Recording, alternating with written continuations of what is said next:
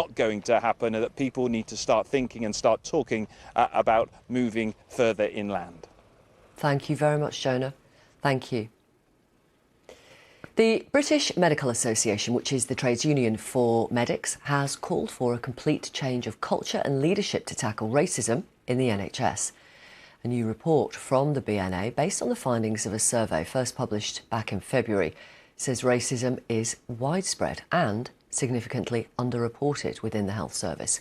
Here's our Community Affairs correspondent, Ashita Nagesh.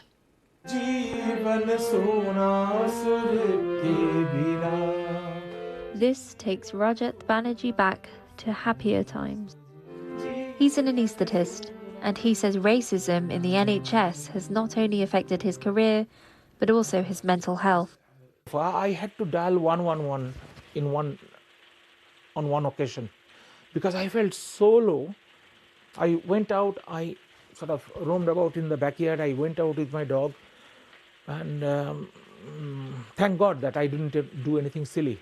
Having a brown skin has been a real problem because you're easily targeted, you're vulnerable, and when a complaint is there, it starts from you are guilty.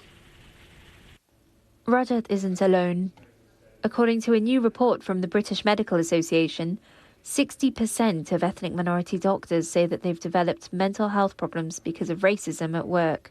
There's no one there to stand up for you other than yourself. And after a while, Rachel Harlow, a trainee surgeon, has been making TikToks about the issue.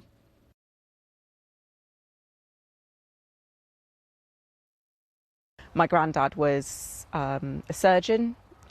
He qualified here at Cambridge. Rachel comes from a long line of doctors, but it's her aunt's experience of racism that has really affected her. She really, really suffered terribly. She had an awful time. She was bullied and harassed, and she wasn't supported by her colleagues. And sadly, in the end, she took her own life.